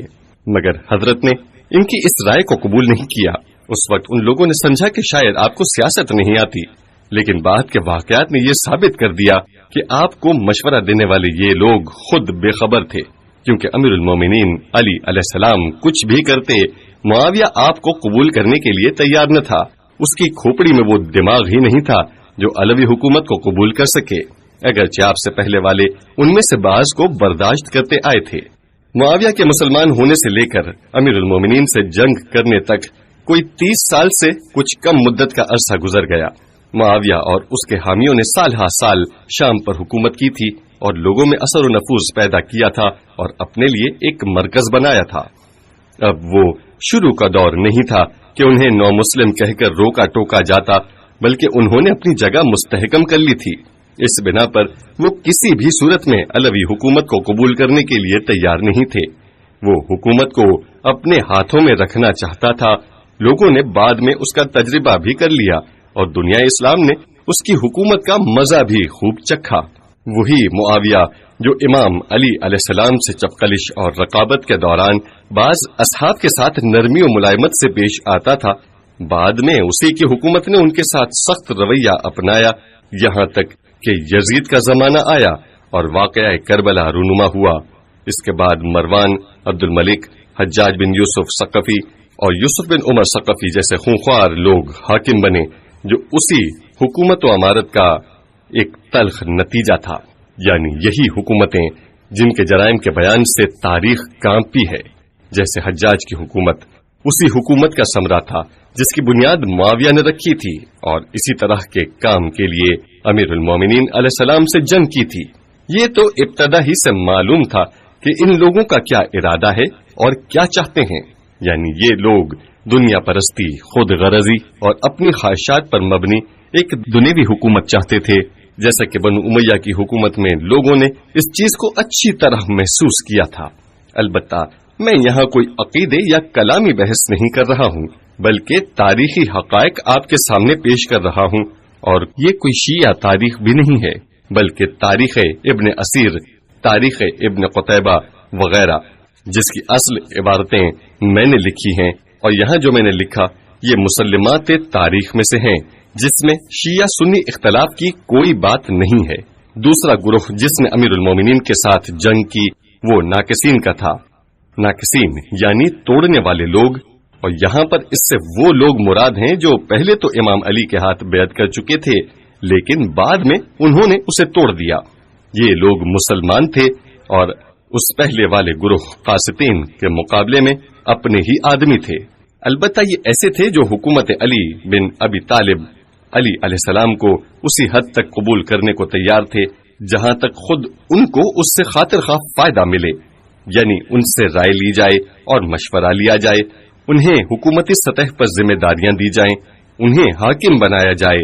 جو مال و ثروت ان کے ہاتھوں میں ہے اس کے بارے میں ان سے کوئی باز پرس نہ کی جائے، یہ نہ پوچھا جائے کہ کیسے اسے حاصل کیا ہے. یہ گروہ امیر المومنین علیہ السلام کو خلیفہ مانتا تھا. البتہ اس گروہ کی طرف سے شرط یہ تھی کہ آپ کو ان کی مذکورہ چیزوں کے ساتھ کوئی سروکار نہیں ہونا چاہیے. یہ نہ کہا جائے کہ یہ مال و دولت کیوں جمع کیا ہے، کہاں سے اکٹھا کیا ہے، اسے کیوں کھا رہے ہو، کیوں لے جا رہے ہو، اور دیگر اس قسم کے سوالات نہیں ہونا چاہیے. لہذا پہلے تو ان کی اکثریت نے بیعت کی تھی، البتہ کچھ لوگوں نے بیعت نہیں کی، اور سعد بن ابی وقاص نے شروع ہی سے بیعت نہیں کی تھی. لیکن جناب طلحہ و زبیر اور دیگر بزرگ اصحاب آپ کی خلافت کو تسلیم کرتے ہوئے آپ کے ہاتھ پر بیعت کر چکے تھے. لیکن 3-4 ماہ بعد انہوں نے دیکھا کہ اس حکومت کے ساتھ چلا نہیں جا سکتا، کیونکہ ان کے گمان میں یہ ایک ایسی حکومت تھی جو دوست اور آشنا کو نہیں جانتی تھی، جو اپنے لیے اور اپنے اہل و عیال کے لیے کسی امتیازی حق کی قائل نہیں ہے، جو اسلام لانے میں پہل کرنے والوں کے لیے کسی حق کی قائل نہیں ہے، اگرچہ سب سے پہلے اسلام قبول کرنے والے خود امام علی ہی ہیں۔ احکام الہی اور حدود کے اجرا میں کسی کا کوئی لحاظ نہیں کیا جاتا ہے۔ ان لوگوں نے جب ان چیزوں کو دیکھا تو کہا، نہیں جناب، اس آدمی کے ساتھ تو ہم نہیں چل سکتے، لہٰذا یہ لوگ آپ سے الگ ہوئے اور جنگ جمل کے اس فتنے کو بھڑکا دیا جو حقیقت میں ایک فتنہ تھا۔ انہوں نے ام المومنین حضرت عائشہ کو بھی اپنے ساتھ ملا لیا۔ بہت سارے لوگ اس جنگ میں کام آ گئے، البتہ فتح کامرانی امیر المومنین علی علیہ السلام ہی کو نصیب ہوئی، اور آپ نے معاملے کو صاف کر دیا۔ یہ بھی ایک دوسرا محاذ تھا جس نے ایک مدت تک امیر المومنین کو مشغول کیے رکھا۔ تیسرا گروہ مارکین کا تھا، مارک یعنی گریز کرنے والا۔ ان کی وجہ تسمیہ یہ بتائی گئی ہے کہ یہ لوگ دین سے اس طرح نکل گئے تھے جس طرح ایک تیر کمان سے نکل جاتا ہے۔ جب آپ تیر کو کمان میں رکھ کر پھینکتے ہیں تو وہ کمان سے باہر نکل جاتا ہے اور کمان سے گریزاں ہوتے ہوئے اس سے دور ہو جاتا ہے۔ اسی طرح یہ لوگ بھی دین سے دور ہو گئے تھے، البتہ وہ ظواہر دین سے متمسک بھی تھے اور دین کا نام بھی لیتے تھے۔ یہ خوارج تھے۔ یہ ایسے لوگوں کا گروہ تھا جو اپنی کج فکری اور انحراف، جو ایک انتہائی خطرناک چیز ہے، کی بنیاد پر کاموں کو انجام دیتے تھے۔ وہ دین کو علی ابن ابی طالب علیہ السلام، جو مفسر قرآن اور علم کتاب کے حقیقی معلم بھی تھے، سے حاصل کرنے کی بجائے اپنے غلط سلط طریقوں سے حاصل کرتے تھے۔ البتہ ایسے لوگ ہر معاشرے میں پائے جاتے ہیں، لیکن ان کا ایک باقاعدہ گروہ کی شکل میں نمودار ہونے، یعنی آج کی اصطلاح میں ایک پارٹی کی شکل اختیار کرنے کے لیے سیاست کی ضرورت تھی، اور سیاست کے لیے وہ کہیں اور سے رہنمائی لیتے تھے۔ اہم بات یہ ہے کہ اس چھوٹے سے گروہ کے افراد کے سامنے جب آپ کچھ کہتے تو وہ فوراً قرآن مجید کی ایک لمبی سی آیت تلاوت کرتے تھے۔ کبھی امیر المومنین علی علیہ السلام کی نماز جماعت کے درمیان آ جاتے اور کنایتاً آپ کی طرف اشارہ کرتے ہوئے کوئی آیت پڑھتے تھے۔ آپ کے خطبے کے درمیان کھڑے ہو جاتے تھے اور اشارے کنارے میں کوئی آیت تلاوت کرتے تھے۔ ان کا مشہور نعرہ لا حکم الا للہ تھا، حکمرانی کا حق صرف خدا کو ہے، یعنی ہم آپ کی حکومت کو قبول نہیں کرتے، ہم تو صرف خدا کی حکومت کو مانتے ہیں۔ یہ ایسے لوگ تھے کہ جن کا ظاہر ایسا تھا، لیکن ان کی پالیسیاں اور انہیں چلانے کا کام حکومت شام اور بزرگان قاسطین یعنی عمرو عاص اور معاویہ انجام دیتے تھے، اور وہیں سے ہی انہیں سیاسی طور پر ہدایت ملتی تھی، کیونکہ ان لوگوں کے آپس میں روابط تھے، جیسا کہ مختلف قرائن اس بات پر دلالت کرتے ہیں کہ اشعث ابن قیس مارقین کا سردار ایک بے ایمان شخص تھا، اور کچھ کمزور عقیدہ رکھنے والے بیچارے اور کمزور افراد اس کے پیچھے چل پڑے تھے۔ بس جس تیسرے گروہ سے امیر المومنین علی علیہ السلام کو سامنا کرنا پڑا وہ مارقین تھے۔ البتہ آپ کو اس گروہ کے مقابلے میں بھی کامیابی ملی، اور جنگ نہروان میں آپ نے انہیں زبردست شکست دی، لیکن معاشرے میں ان کا وجود باقی رہا، اور آخرکار انہی کے ہاتھوں امیر المومنین کو جام شہادت نوش کرنا پڑا۔ خوارج کی پہچان میں غلطی نہیں کرنی چاہیے۔ بعض لوگ خوارج کو خشک مقدسوں سے تشبیہ دیتے ہیں، حالانکہ ایسا نہیں ہے۔ بحث مقدس مآب یا خشک مقدس کی نہیں ہے، کیونکہ مقدس مآب لوگ تو کسی گوشے میں بیٹھ کر نمازوں اور دعاؤں میں مشغول رہتے ہیں، جبکہ خوارج ایسے لوگ نہیں تھے، بلکہ یہ ایسے لوگوں کا گروہ تھا جو فتنہ و فساد کو بھڑکاتا، بحران پیدا کرتا اور لڑنے جھگڑنے کے لیے میدان میں کود پڑتا تھا، اور امیر المومنین جیسی عظیم شخصیت سے جنگ کے لیے تیار تھا۔ البتہ اس گروہ کے اس کام کی بنیاد غلط تھی، ان کی جنگ غلط تھی، ان کے اسباب غلط تھے اور ہدف باطل تھا۔ یہ وہ تین گروہ تھے جن کے ساتھ امیر المومنین نے جنگ کی، اور ان جیسے لوگوں سے امام علی علیہ السلام کو سامنا کرنا پڑا۔ پیغمبر اکرم صلی اللہ علیہ وآلہ وسلم کی حیات مبارکہ، آپ کی حکومت اور امیر المومنین کے دور حکومت میں جو خاص فرق تھا وہ یہ تھا کہ نبی اکرم کی حیات طیبہ میں محاذ معین تھے۔ ایک طرف ایمان کا محاذ تھا تو دوسری طرف کفر کا محاذ تھا۔ جہاں تک منافقین کا تعلق ہے تو ان کے بارے میں مسلسل آیات قرآنی لوگوں کو خبردار اور ہوشیار کرتی رہتی تھیں اور ان کی نشاندہی کرتی تھیں اور ان کے مقابلے میں مومنین کو قوت فراہم کرتی تھیں اور ان منافقین کو نفسیاتی طور پر کمزور کرتی تھیں. یعنی پیغمبر اکرم کے دور حیات اور نظام اسلامی میں ساری چیزیں واضح تھیں، صفیں معین اور ایک دوسرے کے مقابلے میں کھڑی تھیں. کوئی نظام کفر، طاغوت اور جاہلیت کی صف میں موجود تھا تو کوئی ایمان، اسلام، توحید اور مانویت کی صف میں تھا. البتہ اس دور میں بھی ہر طرح کے لوگ موجود تھے مگر صفیں مشخص اور معین تھیں. لیکن امیر المومنین کے دور میں یہ مسئلہ تھا کہ صفیں واضح نہیں تھیں، کیونکہ دوسرے گروہ یعنی ناقصین میں ایسے افراد موجود تھے جن کا شمار جانے پہچانے لوگوں میں ہوتا تھا، جنہیں دیکھ کر لوگ شک و تردد کا شکار ہو جاتے تھے، جیسے زبیر اور طلحہ وغیرہ. یہ زبیر وہ شخص تھا جس کا شمار رسول اکرم کے دور میں اکابر صحابہ اور اہم شخصیات میں ہوتا تھا، اور وہ آپ کے پھپھی زاد بھائی اور آپ کے قریبی لوگوں میں سے تھا. یہاں تک کہ پیغمبر اکرم کی وفات کے بعد بھی اس کا شمار ان لوگوں میں سے ہوتا تھا جنہوں نے امیر المومنین کا دفاع کرتے ہوئے سقیفہ کے اجتماع پر اعتراض کیا تھا. جی ہاں، ہر ایک کی قسمت کا فیصلہ اس کا آخری انجام کر دیتا ہے. خدا ہم سب کی عاقبت بخیر کرے. کبھی کبھار دنیا طلبی، مختلف حالات اور دنیا کے رنگ برنگ جلوے انسان پر اثر انداز ہوتے ہیں، اور یہ بعض شخصیات کے اندر ایسی تبدیلیاں پیدا کرتے ہیں کہ انسان عوام تو عوام، خواص کے بارے میں بھی شک و تردد کا شکار ہو جاتا ہے. اس لحاظ سے واقعاً یہ بہت سخت دور تھا. جن لوگوں نے امیر المومنین کا ساتھ دیا اور دشمن کے مقابلے میں اٹھ کھڑے ہوئے اور دشمن سے جنگ کی، انہوں نے واقعاً بہت ہی بصیرت اور سمجھداری کا مظاہرہ کیا تھا. میں نے حضرت علی کی ایک روایت بیان کی ہے. آپ فرماتے ہیں، پرچم ولایت اہل بصیرت اور صبر رکھنے والوں کے علاوہ کوئی دوسرا اٹھانے کی قابلیت ہی نہیں رکھتا. نہج البلاغہ خطبہ 173. لہذا پہلے مرحلے میں سمجھداری اور بصیرت کی ضرورت ہے، کیونکہ ظاہر ہے کہ ایسے لوگوں کے غلط رویوں کے مقابلے میں جو اسلام کے داعی بھی تھے اور امیر المومنین علی علیہ السلام سے جنگ بھی کرتے اور بے بنیاد اور غلط باتیں بھی کرتے تھے، اور امیر المومنین کی مشکلات اور مسائل کا بخوبی اندازہ لگایا جا سکتا ہے. صدر اسلام میں بھی بہت سی غلط سوچ اور افکار زیر بحث لائے جاتے تھے، لیکن ان کے مقابلے میں فوراً ہی قرآن کی آیت نازل ہوتی اور ایسے افکار کو واضح طور پر رد کرتی تھی، چاہے وہ مکی دور ہو یا مدنی.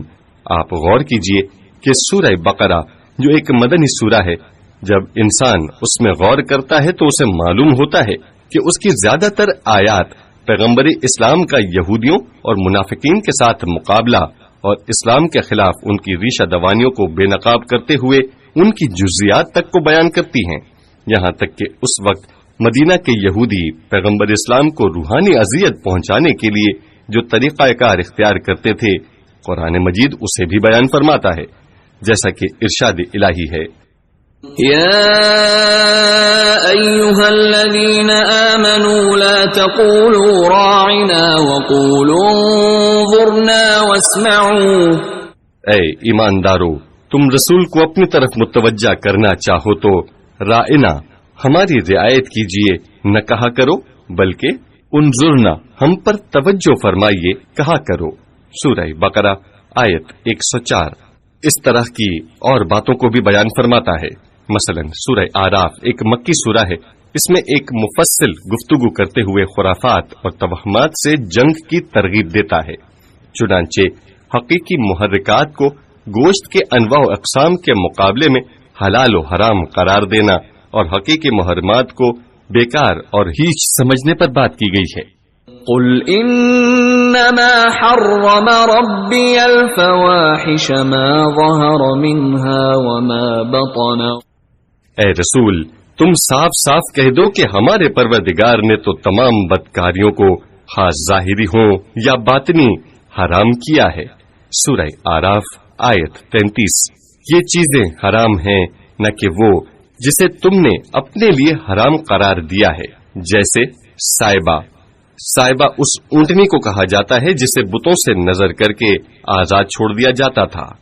بحیرہ اس اونٹ کو کہا جاتا ہے جس نے 5 مرتبہ بچے دیے ہوں، جس کا آخری بچہ نر ہو، وغیرہ وغیرہ۔ قرآن کریم ایسے افکار کا کھلم کھلا مقابلہ کرتا ہے، لیکن امیر المومنین کے دور میں ان کے مخالفین اسی قرآن سے استفادہ کرتے ہوئے قرآن کی انہی آیات کو پیش کرتے تھے، لہذا اس لحاظ سے امیر المومنین کو بہت سی مشکلات اور مسائل کا سامنا تھا۔ امیر المومنین نے اپنے مختصر دور حکومت کو اس قسم کے سخت اور مشکل حالات میں گزارا ہے۔ ان لوگوں اور حالات کے مقابلے میں حضرت علی علیہ السلام کا اپنا ایک محاذ تھا، جو حقیقت میں ایک مضبوط محاذ تھا، جس میں عمار یاسر، مالک اشتر، عبداللہ ابن عباس، محمد بن ابی بکر، میسم تمار اور حجر بن عدی جیسے لوگ موجود تھے۔ یہ ایسے مومن، آگاہ اور بابصیرت شخصیات تھیں جو لوگوں کی فکری ہدایت میں بہت اثر و رسوخ رکھتی تھی، اور یہ آپ کے زمانہ حکومت کا ایک خوبصورت ترین دور بھی تھا۔ البتہ یہ خوبصورتی اور حسن انہی بزرگ افراد کی کوششوں کا نتیجہ تھا، اور ایک لحاظ سے ان شخصیات کو جس رنج و الم اور مصیبتوں کا سامنا کرنا پڑا، ایک تلخ ترین دور بھی تھا۔ یہ تاریخ کا وہ منظر ہے کہ ان حضرات نے کوفہ اور بصرہ کا رخ کیا تھا، جب طلحہ اور زبیر اور ان جیسے لوگوں نے سب آرائی کرتے ہوئے بصرہ پر قبضہ کر لیا اور وہ کوفہ کی جانب پیش قدمی کر رہے تھے، تو امیر المومنین علی علیہ السلام نے حضرت امام حسن علیہ السلام اور بعض دیگر اصحاب کو روانہ فرمایا۔ انہوں نے ان لوگوں سے جو مذاکرات کیے، مساجد میں لوگوں کے اجتماعات سے جو خطاب کیے، لوگوں سے مناظرے کیے، وہ سب صدر اسلام کی تاریخ کے پرمغز، حسین و زیبا اور ہیجان انگیز آثار میں شمار ہوتے ہیں۔ آپ ملاحظہ کیجئے کہ امیر المومنین علیہ السلام کے دشمنوں نے جن شخصیات پر سب سے زیادہ حملے کیے ہیں وہ یہی حضرات تھے۔ مالک اشتر، عمار یاسر، محمد بن ابی بکر کے خلاف سب سے زیادہ سازشوں کے جال بچھائے گئے، اور ان تمام لوگوں کے خلاف بھی جو شروع دن سے امیر المومنین علیہ السلام کے ساتھ تھے اور اپنے اخلاص و ایمان اور محبت کا امتحان دے چکے تھے، اور اپنی بصیرت اور قوت ایمانی کو عملاً ثابت کر چکے تھے، ان کی جانب دشمن کی طرف سے انواع و اقسام کے بہتانوں اور تہمتوں کے تیر پھینکے جاتے تھے، اور دشمن ان کے جان کے در پہ ہوتے تھے، اس لیے ان میں سے اکثر لوگ شہید کر دیے گئے۔ عمار یاسر جنگ صفین میں شہید ہوئے، جبکہ مالک اشتر اور محمد بن ابی بکر شامیوں کی سازشوں کے ذریعے شہید ہوئے، اور جو حضرات باقی بچے تھے وہ بھی بعد میں انتہائی بے رحمانہ اور سفاکانہ طریقوں سے شہید کر دیے گئے۔ یہ تھیں امیر المومنین علیہ السلام کی زندگی اور آپ کے طرز حکومت کے متعلق چند باتیں۔ اگر ہم اس کا خلاصہ کرنا چاہیں تو یوں کہہ سکتے ہیں کہ آپ کی حکومت ایک مقتدر، مستحکم اور کامیاب حکومت ہونے کے ساتھ ایک مظلوم حکومت بھی تھی۔ امیر المومنین نے اپنے زمانے میں بھی دشمنوں کو گھٹنے ٹیکنے پر مجبور کیا، اور اپنی مظلومانہ شہادت کے بعد بھی تاریخ میں ایک مشعل کی طرح ہمیشہ روشن رہے۔ البتہ اس دوران آپ کے دل کو خون کر دینے والے حادثات، آپ کی محنتیں، مشقتیں اور واقعات بھی تاریخ کا حصہ ہیں۔